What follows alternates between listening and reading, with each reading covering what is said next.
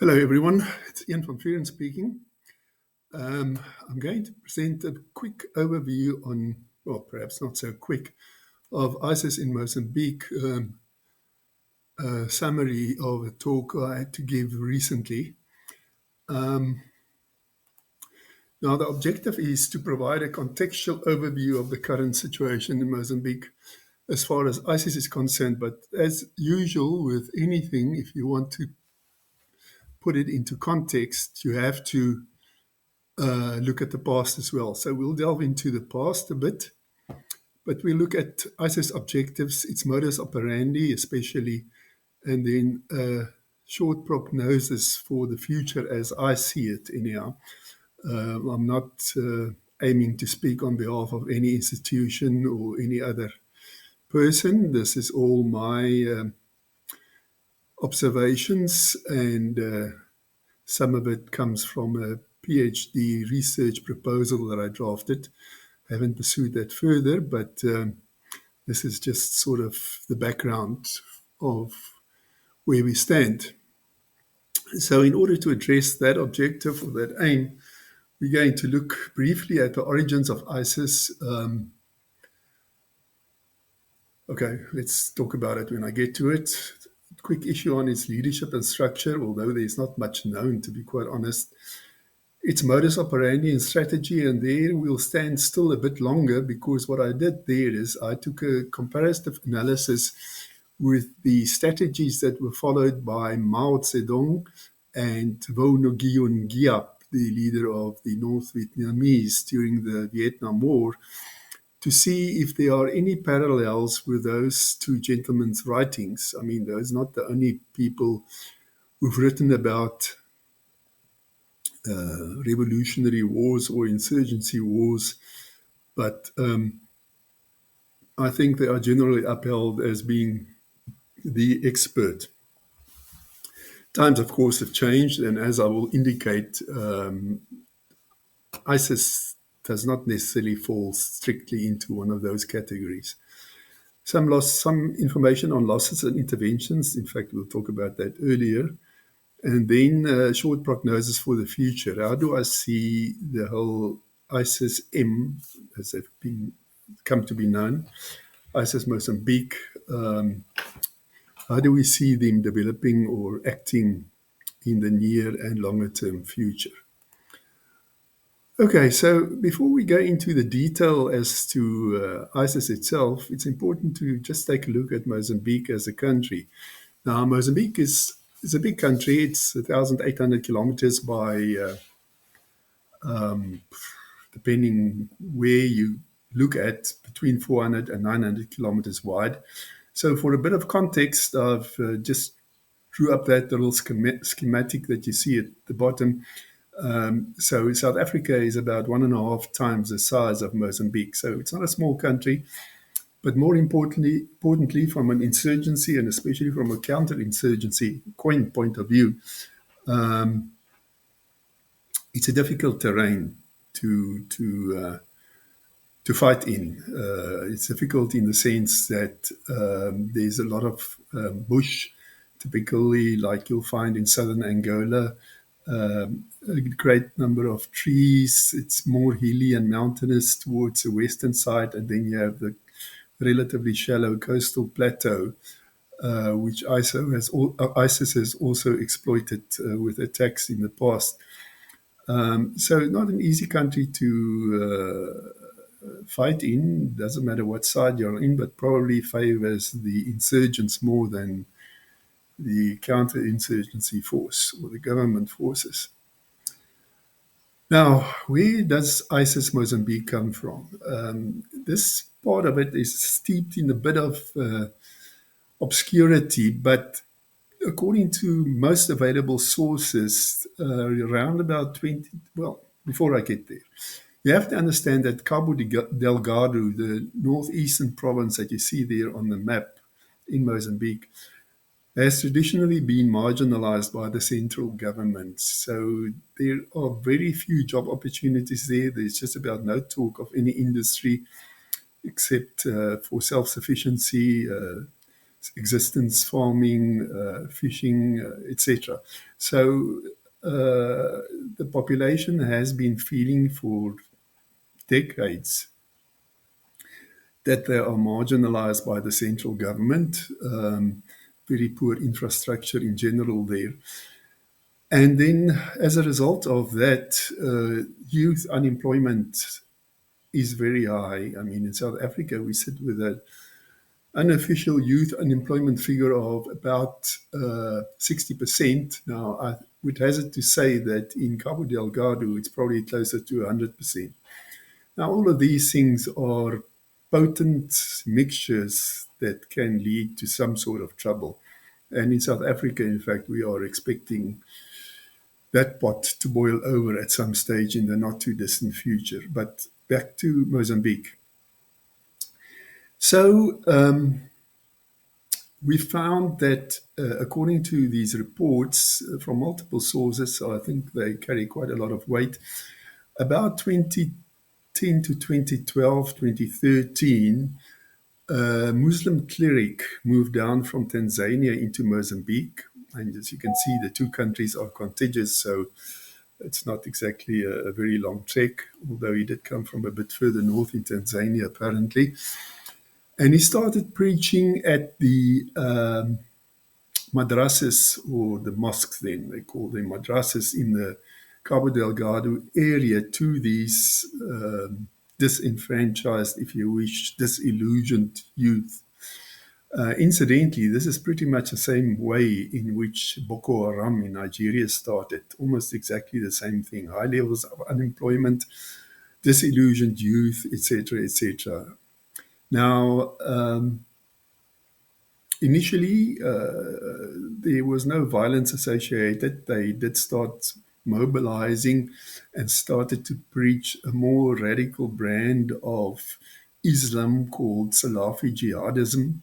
And there at the bottom, I've got a short definition of that. So what it says is that Salafi jihadist groups preach what they consider to be a more pure form of Islam, which is rooted in the Salaf, or the pious ancestors, and this is done by means of jihad.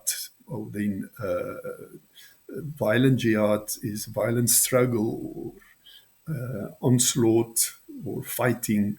So they're propagating Salafism by means of armed, or by armed means. That's actually what the term means. So we find that the first major attack happened on the 5th of October 2017 at the small little village in Cabo Delgado called Mozambique de Praia, MDP for short. And after that, the situation just sort of escalated with multiple attacks and so on. And then we find the next development, and I'll get to a timeline just now on the next slide, I think. In 2019, they were formally adopted into ISIS structure. Now, ISIS is organized into regions or provinces, like ISWAP, ISIS West African Province, that's very active in the Sahel area. Then you have, for instance, ISCAP, ISIS Central African Province, and ISIS Mozambique is an offshoot or falls under ISCAP, ISIS Central African Province. So we found during incidents that took place during that year that they started branding the ISIS flag, and they also swore their allegiance to ISIS and the ISIS leadership. Now, this is what happens when you start a new ISIS branch, so to speak. You have to swear, and everyone has to swear allegiance publicly to the ISIS leadership, and that's normally taken on video and then broadcast on the ISIS official mouthpiece, which I'll come to just now. And this happened in Mozambique. So if we take a snapshot of the timeline, then we see that from 10. Now, this is also something that one has to understand to understand the context. is from 2010 onwards, there has been significant gas discoveries off the coast of Mozambique, off the Cabo Delgado coast. Incidentally, that arrow on the map shows you where Mozambique, the Praia is. Um, and there have been further exploration, and there were more companies initially involved, but at the moment there are two sort of conglomerates that are pursuing exploration and further downstream development of this exploration to eventually make it liquefied natural gas ready for export. But there would also be a great number of downstream industries that normally spin off from such developments. So the two major companies or entities are Total Energies and then ENI and Exxon Mobil. Mobil has got a sort of a partnership going. It's all went reasonably well but then with the attacks that occurred in Cabo Delgado, that by 2019, these companies all declared a force majeure and stopped negotiations with the government. Officially, unofficially, there were definitely ongoing negotiations, but everything was stalled as far as exploration talks were concerned until last year, 2024. It started up again, and this year apparently there's a lot more talk on the go of getting things going again. As I said, in 2017 we had the first major attack and attacks. Then it escalated after that. What I didn't add there is that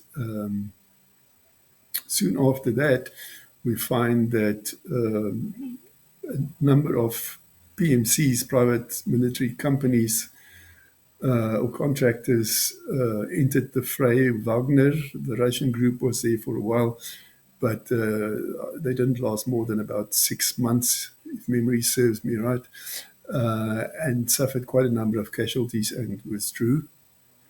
They were replaced by, there was also talk of other companies' involvement, but one that was definitely there for about a year and a half was DAG's advisory group, headed by Colonel Lionel Dake. Now, he's an ex-Rhodesian, Zimbabwean. He fought in that war, so he knows the terrain. And DAG's involvement was limited to mainly attacks from the air by light aircraft and helicopters. Some of those aircraft, most of them, in fact, were registered in South Africa. They had a number of successes, considering that it is really just an airborne capability. But you cannot, I mean, they had more successes than Wagner because, simple reason, Dyke and his cronies understand the landscape. They know the area very well.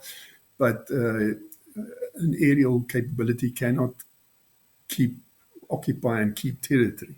So eventually it was moot and the contract wasn't renewed. And at that time also talks were coming about the intervention force from SADC that I'll come to just now. 2020, there was a large 6-day offensive during which they ISIS seized Mozambique, the Praia, for a while, and then also in 21, the port town just north of MDP was attacked, Palma, and eventually in that year, the United States Foreign Office designated ISIS Mozambique as a foreign terrorist organization, with the designation ISIS-M and the leader as Abu Yasser Hassan. Now, whether he is still the leader, I don't know, because ISIS leadership have a notoriously short lifespan, but be that as it may. Also in July 2021, we had the first deployment of SAMIM, the South African mission in Mozambique, military mission in Mozambique. And separate from them, the Rwandan force deployment. Now, I've written previously about that whole issue because there were interoperability issues physical and otherwise, between those two forces and the Mozambican forces. So they were both, the Samam was deployed in for 2 years, and Rwandan forces are still there. So they retook some of the terrain that ISIS had occupied, not occupied, but where they operated in. Because, as I'll get to later, ISIS Mozambique did not occupy any force or any area. And then the Samim forces withdrew. Rwanda, as I said, is still there. Only this year, still, the United Nations noted that the leadership of ISIS has been quite severely reduced. I don't know if that includes the leader himself, but that they continued with attacks and the displacement of the indigenous population. So ISIS was not beaten, destroyed, call it what you want, during Samim's deployment in Mozambique, which is something that I think, you can have a kinetic operation against an insurgency force like ISIS, but it cannot only have that, and that was the main problem. It is clear that ISIS Mozambique, and I'm actually jumping ahead to one of the points I wanted to make later, but ISIS Mozambique did not have and does not have a clear strategy, and that is a weakness that should have been exploited by someone and the Mozambican government. I mean, during that time, they should have been in their boots and all, building schools, building roads, winning the hearts and minds of the population. But apart from some kills that they got, as far as ISIS is concerned and so on, uh, nothing much really materialized. And what we have is ISIS alive and well and kicking in Mozambique still today. As far as casualties and other issues are concerned, as you can imagine, with a war of this nature, low intensity conflict of this nature, especially one where the government does not really allow journalists into the area. So the reports that we get are from NGOs, United Nations organizations, and others.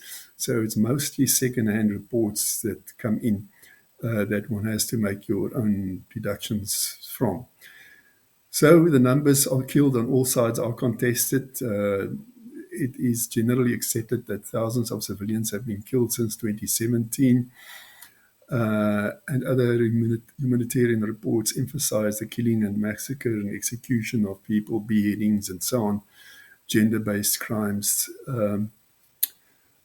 The insurgent side, again, the number of killed in action is unknown, but there have definitely been quite a number killed, either by the Mozambican armed forces or by Samim and Rwandan forces. It seems to me like between Samim and Rwanda, the Rwandan forces were the more effective in their operation. And then, I spoke about the foreign troops and contractors. So on the Mozambican side, there have also been casualties in the various engagements, but again, that's not generally revealed in public. So in summary, really, one can say that there have been thousands of deaths and displacements. I mean, the last figure, I think, is something like 500,000 people displaced in that area and hundreds of documented atrocity incidents. So, this is pretty much the story of ISIS, where they operated in Syria and Iraq, and where they are operating in Somalia at the moment, and in West Africa and Central Africa. Okay. As far as the modus operandi and strategy is concerned, firstly, just as far as the targets and the tactics are concerned, they're using mostly raids, hit and run raids, for purposes of arson, looting, coercion, forced recruitment, and beheadings to terrorize and displace civilians. Again, pretty much the same page that Boko Haram sings from. Ambushes on the roads and outposts, and occasional assaults on towns like MDP and Palma, but in true guerrilla warfare style, they do not occupy those places for long, because if you do, you create a fixed target. Now, this is the mistake that ISIS made in the period 2014 to 2016-17, when they established their caliphate in Syria and Iraq, is that they physically started building schools, hospitals, government institutions, and it's been documented once those places were overran, exactly how they ran the various institutions to try and make it almost similar to town councils, etc. But in the process, of course, what they forgot, or perhaps they didn't forget it, I don't really understand, because the inherent strength of a revolutionary organization or an insurgency organization is its mobility, like ISIS in Mozambique, so that the conventional force can't get hold of it. So when they established permanent infrastructure in those areas in the caliphate, they presented physical targets that the United States Air Force, amongst others, could bomb, and they did do it. And that's how the caliphate was eventually disrupted in 2016 and 2017. Again, not that ISIS is anywhere near destroyed, because if you follow an ideology like Salafi jihadism, losses on your own side only tends to reinvigorate the other fighters. And then, yes, child recruitment and abductions, those things also similar to Boko Haram that we saw in Nigeria and the states surrounding.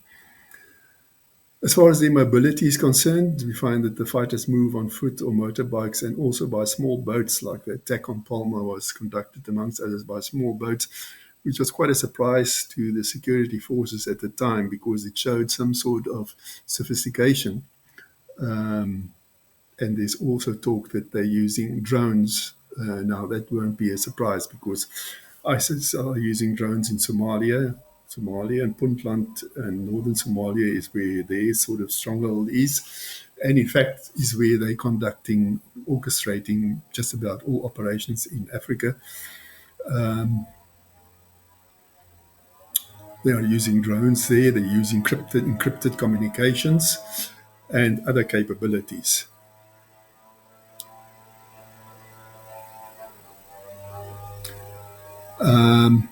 And then information operations. Now, they have also in Mozambique issued at the AMAC. AMAC is the ISIS news outlet, and Al Naba is their weekly news report, their weekly INTREP, if you wish, intelligence report, or SITREP. So they're using this for claims and the videos that they take after attacking various places. Lots of those available on the internet. In Kimwani, the local dialect, Swahili and Portuguese, to project local authenticity, while also plugging into, in the same breath, into ISIS global brand.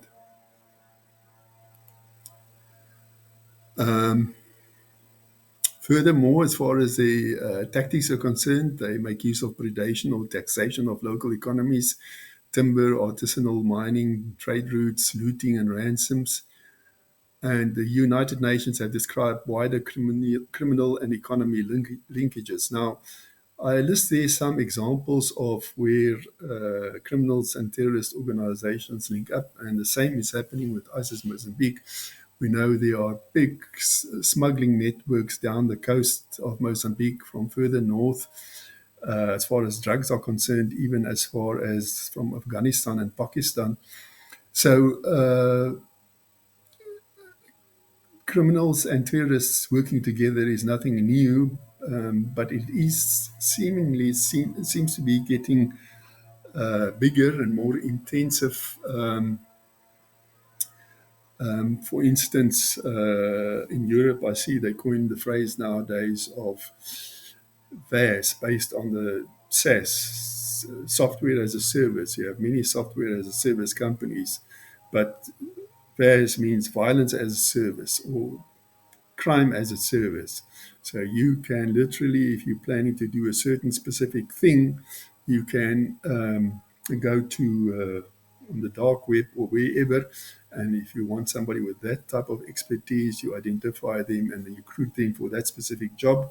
And after the job has been concluded, then everyone goes their own merry way. This, of course, makes it much more difficult for crime fighting institutions to track them and to follow up. So, yes, it's becoming an amorphous area, the whole thing of terror financing, serious organized crime financing, and the areas where the two overlap.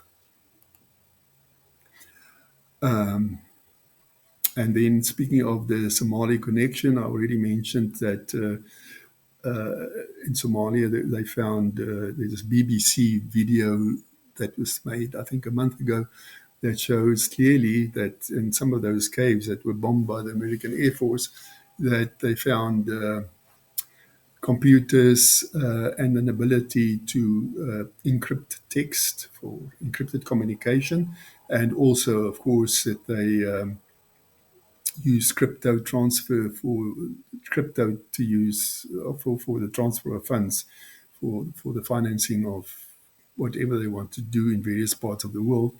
Somalia, incidentally, as I said, is part of the sort of the leading leadership for the African operations. And the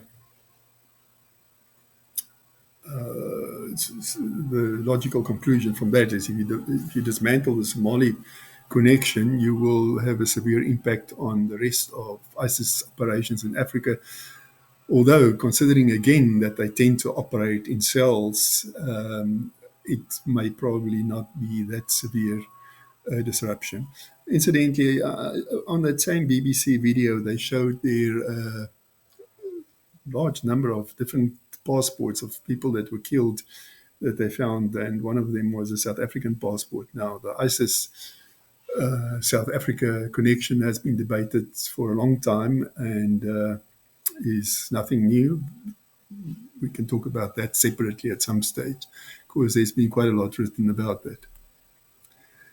So if you talk about further about their strategy, ISIS in Mozambique, we say, borrows from modern jihadist practice, Salafi jihadism, for their brand promotion, for the undertaking of deeds of terror, opportunistic control of certain areas for short periods of time, and for criminal predation, and then from local insurgent templates from the criminals that they work with who have established some of those smuggling routes decades ago already. It does not cleanly follow theorists like Mao or Giap's protected people's war doctrine. What does it mean?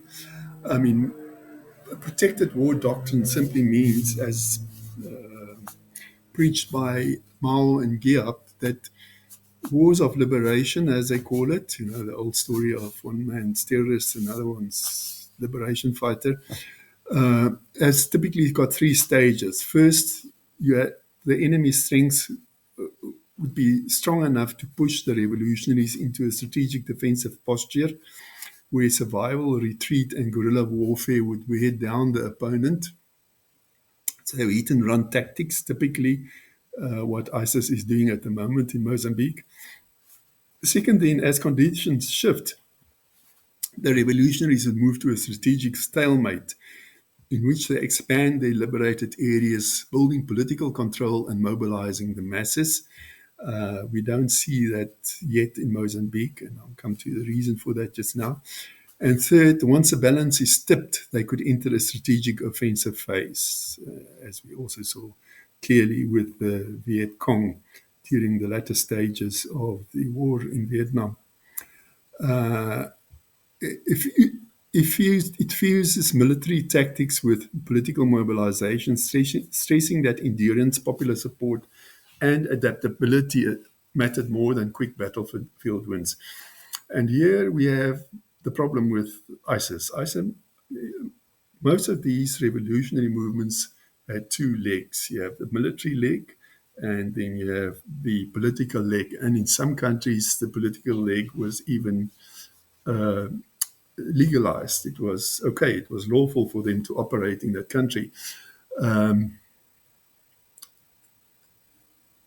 but not so the military. I mean, the ANC is a typical example of that, in the sense that they didn't have a political wing that was acted lawfully or was allowed to operate, but that various other organizations that acted as fronts politically. So the whole idea behind Mao and Giap is that the political wing kept on mobilizing the masses without ever being, not ever, but generally speaking, without a finger being able to point it to any individuals because they're not involved in violent activities. And parallel with that, you have the revolutionary, the armed wing carrying out armed attacks. So, as far as the strategic objectives and political program is concerned, if you want to compare these two, Mao and Giap had an explicit political end game. It's to win the rural population, encircle the cities from the countryside, and build revolutionary organs and long-term mobilization of peasants then into political administrative structures. So they emphasize those three phases, as I said. You have the strategic defense, so defensive posture, then you have a stalemate, and then you have an offensive posture. Whereas Mozambique, the situation is much more ambiguous as far as the political governance plan is concerned. I mean, nobody really knows what, apart from the ideological underpinning, Salafi jihadism, nobody really knows what the long-term aim of ISIS Mozambique is. Is it to replace the government in Mozambique or something else perhaps? So beyond establishing Sharia-style control in areas, it is unclear. So they advance using violence, predation, and symbolic allegiance to ISIS Central, rather than a coherent local political project which resembles Maoist mass mobilization. As far as their relationship to the population is concerned, the so-called hearts and minds struggle, now this follows on the previous point. For Mao and Giap, winning the hearts and mind was doctrinal. It was centered to their legitimacy. For ISIS, with their mixed hybrid tactics, is they are using control by fear more than consent, with all the terror activities that they do, which diverges from Maoist emphasis on building legitimacy. And I would like to say, therefore, that if the long term aim of ISIS-M is obtaining political control of Mozambique, they have a very, very long way to go.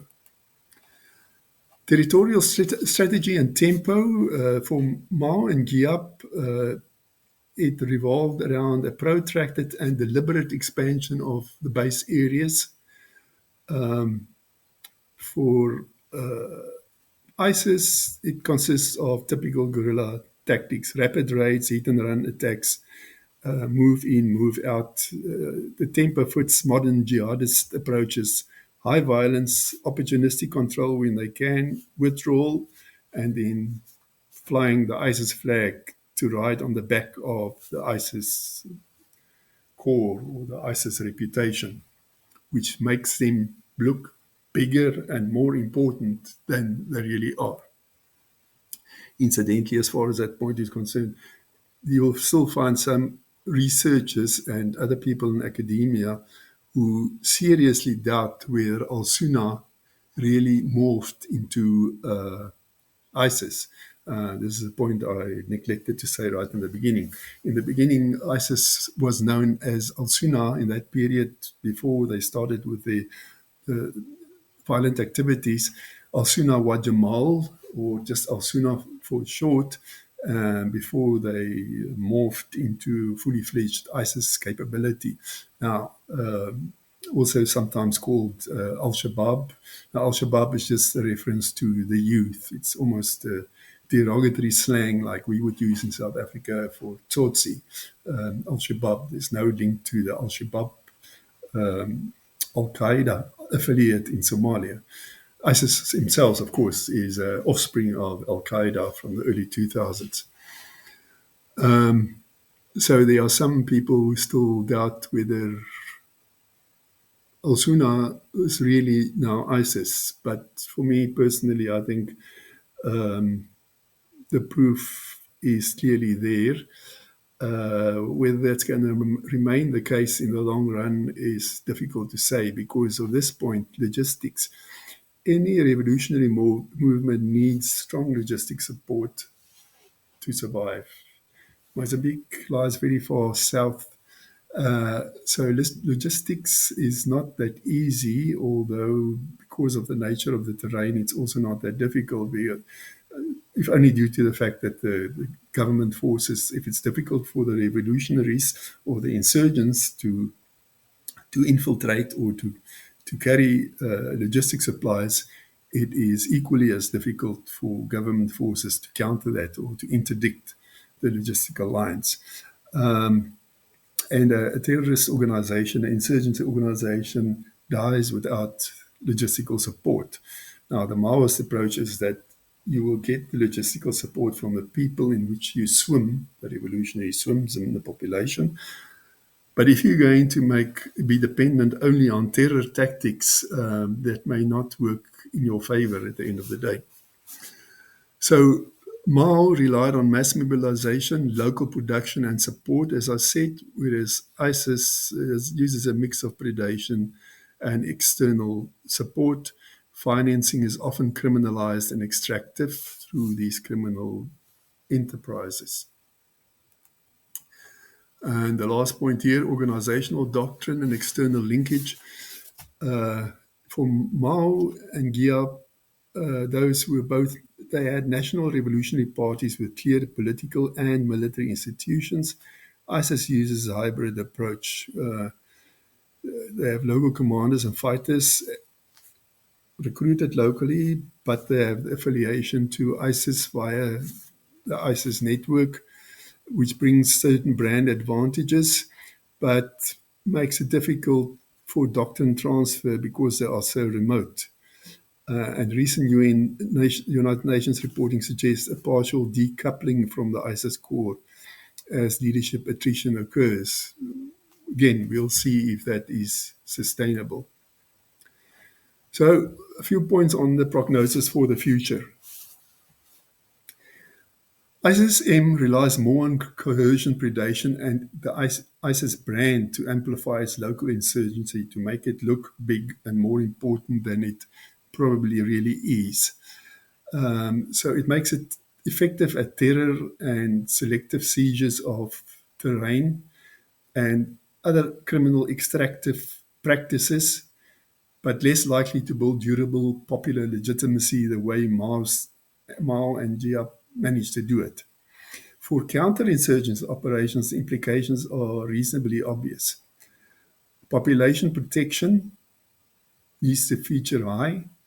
Legitimacy building of the government and the security apparatus, and addressing the political economic grievances that are central than more purely attritional approaches against the ISIS forces. And here they need to really show the local population in the area how they will benefit from, for instance, the LNG projects that are being mooted and in the pipeline. Second, human cost is high and displacement is persistent. Any strategic response that ignores humanitarian stabilization, like shelter and livelihood and food, will fail to reduce recruitment drivers for ISIS.